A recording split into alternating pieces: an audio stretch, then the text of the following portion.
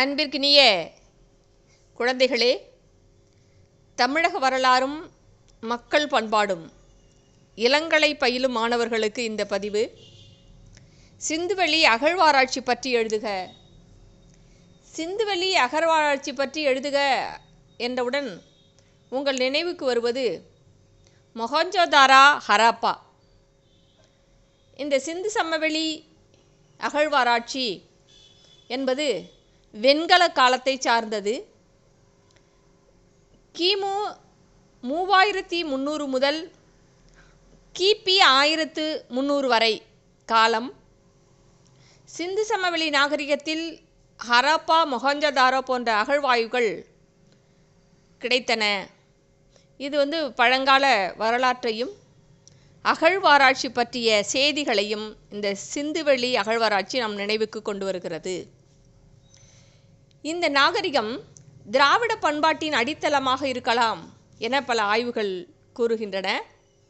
அகழ்வாராய்ச்சியில் மண்பாண்டங்கள், முத்திரை, நகைகள் மற்றும் கருவிகள் போன்றன கண்டெடுக்கப்பட்டது.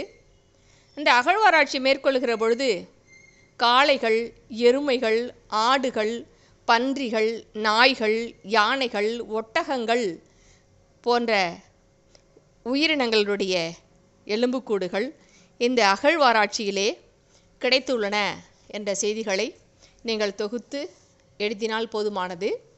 அடுத்து இரும்பு காலம் பற்றி எழுதுக. இரும்பு காலம் என்பது மனிதர்கள் இரும்பை பயன்படுத்தி கருவிகள் மற்றும் ஆயுதங்களை செய்து பயன்படுத்திய காலம். இரும்பு கண்டுபிடிப்பால் நிறைய கருவிகள்லாம் கண்டுபிடிச்சாங்க.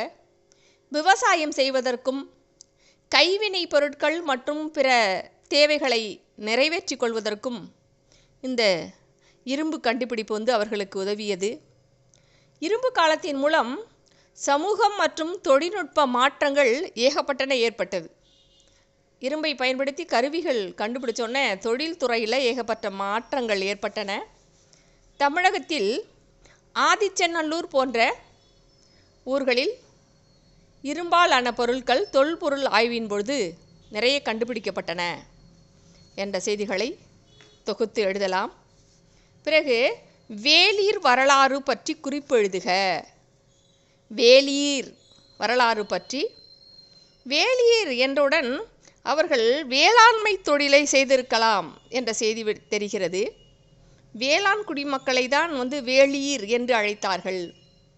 வேளிர் வரலாறு என்பது சங்க காலத்தில் தமிழ்நாட்டில் வாழ்ந்த குறுநில மன்னர்கள், செல்வந்தர்கள் ஆகியவற்றை குறிப்பதாக ஒரு செய்தி வெளியிடப்பட்டிருக்கிறது. இவர்கள் பொதுவாக வேல் என்ற பட்டத்துடன் வழங்கப்பட்டனர். இவர்கள் ஒரு பட்டப்பேர் வச்சிருப்பாங்களாம். அது என்னன்னா வேல் என்று பட்டத்தோடு அவர்கள் திகழ்ந்தார்களாம். பிறருக்கு உதவும் வள்ளல் தன்மை, எல்லாருக்கும் உதவி செய்கிற மனப்பான்மையோடு, பிறருக்கு வாரி வாரி வழங்கும் வள்ளல் தன்மையோடு இந்த மக்கள் வாழ்ந்தார்கள். இவர்கள் மிகவும் சக்தி வாய்ந்தவர்களாக இருந்தாங்களாம். வேளிர் அப்படிங்கிறவங்க சக்தி வாய்ந்தவர்களாக திகழ்ந்தார்கள். அதாவது சேர சோழ பாண்டியருக்கு இணையான சக்தி வாய்ந்தவர்கள் என்று சொல்லப்படுகிறது. வேளிர்கள் சேர சோழ பாண்டியர்களுக்கு கட்டுப்படாமல் சுயமாக ஆட்சி செய்தார்கள் என்பதை தெரிந்து கொள்ளுங்கள். வேளாண் குடிமக்களான வேளிர்கள் தமிழகத்தில் அரசியல் மற்றும் சமூகத்தில் முக்கிய பங்காற்றினர் என்பதை நீங்கள் தொகுப்புரையாக எழுதினால் போதுமானது. பிறகு பல்லவர் கால ஓவியக்கலை பற்றி எழுதுக.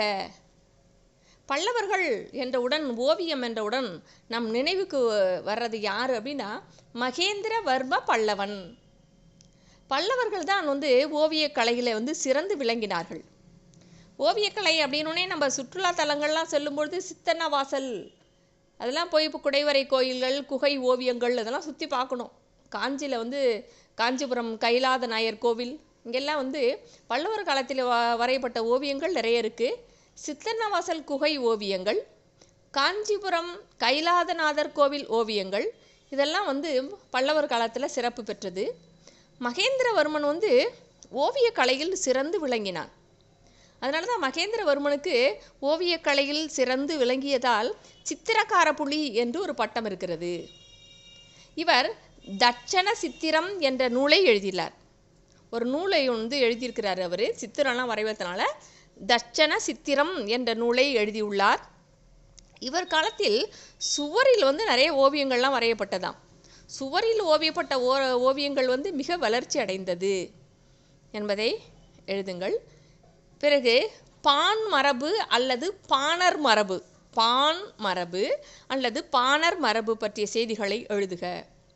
பாணர் மரபு என்பது சங்க காலத்தில் இசை பாடல் மற்றும் நடனம் போன்ற கலைகளில் தொழிலாக கொண்ட ஒரு சமூகம் வாழ்ந்தார்கள். அவர்களுக்கு தான் என்ன மரபுன்னு சொல்லுவோம், பாணர் மரபு என்று அவர்களை சொல்வோம். பாணர் மரபிலிருந்து தான் அந்த சங்க காலத்திலிருந்து புலவர்கள்லாம் வந்து தமிழை வளர்த்தார்கள். முச்சங்கம் வைத்து தமிழை வளர்த்தார்கள். புலவர் பெருமக்கள் கூடி தமிழை வளர்த்தார்கள் அப்படிலாம் சொல்கிறோம்ல. இந்த புலவர் என்ற மரபே வந்து இந்த பாணர் மரபில் இருந்து தான் வந்தது என்று சொல்லப்படுகிறது.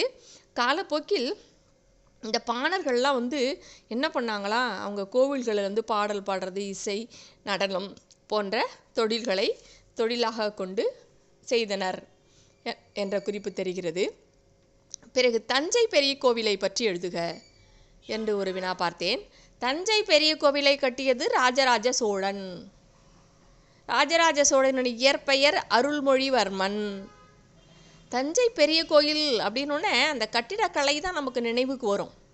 தஞ்சை பெரிய கோயிலினுடைய அந்த சோழர் கால கட்டிடக்கலைக்கு ஒரு மிகப்பெரிய சான்று வந்து தஞ்சை பெரிய கோயில். இது வந்து 216 அடி உயரமுடையதான்.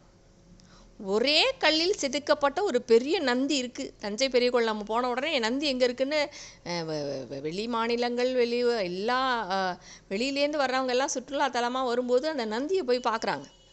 ஒரே கல்லில் செதுக்கப்பட்ட நந்தி, பிரம்மாண்டமான கோபுரம், கோபுரத்தின் நிழல் வந்து தரையிலே விழாது, அப்படி ஒரு பிரசித்தி பெற்றது.